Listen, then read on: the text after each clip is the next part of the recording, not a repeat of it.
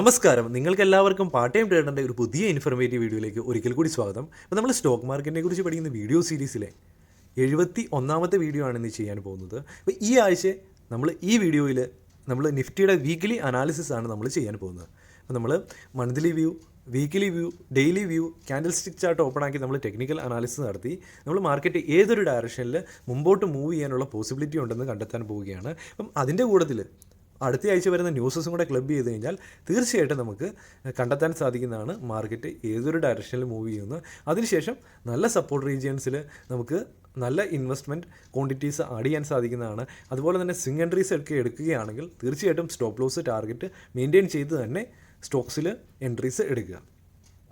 അപ്പോൾ ആദ്യമേ 1 month candle stick ചാർട്ടാണ് ഞാനിവിടെ ഓപ്പൺ ആക്കിയിരിക്കുന്നത്. അപ്പോൾ ലാസ്റ്റ് ഈ ഫെബ്രുവരിയിൽ നമുക്കിവിടെ കാണാൻ സാധിക്കും ഈ ഒരു ക്യാൻഡിലിൽ സെല്ലേഴ്സും ബയ്യേഴ്സും ആക്റ്റീവായിട്ട് ഈ ഫെബ്രുവരി മാസത്തിൽ പ്രവർത്തിക്കുന്നുണ്ട്. അപ്പം അതിൻ്റെ അകത്ത് തന്നെ സെല്ലിങ് പ്രഷർ കൂടുതലായിട്ടുള്ള ഒരു ക്യാൻഡിലാണ് നമുക്ക് ഫെബ്രുവരി മാസത്തിൽ ഫോം ചെയ്തുകൊണ്ടിരിക്കുന്നത്. അപ്പം ഇവിടെ നമുക്ക് നല്ലൊരു സപ്പോർട്ട് റീജിയൻ എന്ന് പറയുന്നത് ഈ 16,450 റീജിയനും നല്ല സ്ട്രോങ് ആയിട്ടുള്ള റെസിസ്റ്റൻസ് റീജിയൻ എന്ന് പറഞ്ഞാൽ 18,650 റീജിയനുമാണ് നമുക്ക് മന്ത്ലി വ്യൂവിൽ കാണാൻ സാധിക്കുന്ന സപ്പോർട്ട് റെസിസ്റ്റൻസ്. അപ്പോൾ നമുക്ക് ഇനി നമുക്ക് വീക്ക്ലി വ്യൂവിലേക്ക് പോകാം. അപ്പോൾ വീക്ക്ലി വ്യൂവിൽ നമുക്കിവിടെ കാണാൻ സാധിക്കും കഴിഞ്ഞ ഒരാഴ്ച കൃത്യമായിട്ട് ബയ്യേഴ്സും സെല്ലേഴ്സും ആക്റ്റീവായി, പക്ഷേ സെല്ലിംഗ് പ്രഷറാണ് കൂടുതലായിട്ടും ഉണ്ടായത്.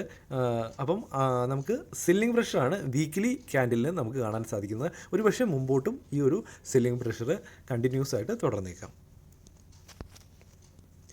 ഇനി ഡെയിലി ക്യാൻഡിൽ സ്റ്റിക്ക് ചാർട്ടിലേക്ക് വരികയാണെങ്കിൽ ഈ ലാസ്റ്റ് ഫോം ചെയ്തിരിക്കുന്ന ഈ ക്യാൻഡിലും ശക്തമായ ഒരു സെല്ലിംഗ് പ്രഷർ സൂചിപ്പിക്കുന്നുണ്ട്. മാർക്കറ്റിൽ മുമ്പോട്ട് ഒരു ചെറിയൊരു കറക്ഷൻ ഉണ്ടാകാനുള്ള പോസിബിലിറ്റി ഉണ്ട്. ഇനി നമ്മൾ കഴിഞ്ഞ ആഴ്ച നമ്മൾ ഡിസ്കസ് ചെയ്തുകൊണ്ടിരുന്നപ്പോൾ ഈ ഒരു റീജിയണിലായിരുന്നു മാർക്കറ്റ് ക്ലോസ് ചെയ്തിരുന്നത്. അതിനുശേഷം നമ്മുടെ ഈ ചാനൽ ഫോളോ ചെയ്യുന്നവരാണെങ്കിൽ കൃത്യമായിട്ട് അവർക്കറിയാം നമ്മൾ കഴിഞ്ഞ ആഴ്ചത്തെ വീഡിയോയിൽ കൃത്യമായ ഒരു ബീറിഷ് മൂവ്മെൻറ്റ് തന്നെയാണ് എക്സ്പെക്റ്റ് ചെയ്തിരുന്നത്. അതുപോലെ തന്നെയാണ് മാർക്കറ്റിൽ മൺഡേ ട്യൂസ്ഡേയിൽ അതിശക്തമായ ബീറിഷ് മൂവ്മെൻറ്റ് തന്നു. അപ്പോൾ ഈ ഒരു റീജിയണിലാണ് സപ്പോർട്ട് എടുത്തത്. അപ്പോൾ ഈ ഒരു സപ്പോർട്ട് റീജിയൻ നമ്മളൊന്ന് അനാലിസിസ് ചെയ്യുവാണെങ്കിൽ നമുക്കിവിടെ കാണാൻ സാധിക്കും ഈ ഒരു റീജിയണിൽ നിന്ന് ഒരു സപ്പോർട്ട് എടുത്തിട്ടുണ്ട്. അപ്പം ഈ ഒരു 2 റീജിയനും കൂടെ ഒന്ന് ചേർത്ത് ഒരു ട്രെൻഡ് ലൈൻ വരയ്ക്കുകയാണെങ്കിൽ നമുക്ക് കാണാൻ സാധിക്കും ഈ ഒരു ട്രെൻഡ് ലൈനിലാണ് സപ്പോർട്ട് എടുത്തത്. അപ്പോൾ ഒരുപക്ഷെ മുമ്പോട്ട് പോകുമ്പം ഈ ഒരു റീജിയൻ ഒരു സപ്പോർട്ട് റീജിയനായിട്ട് ആക്ട് ചെയ്യാനുള്ള ഒരു പോസിബിലിറ്റി ഉണ്ട്.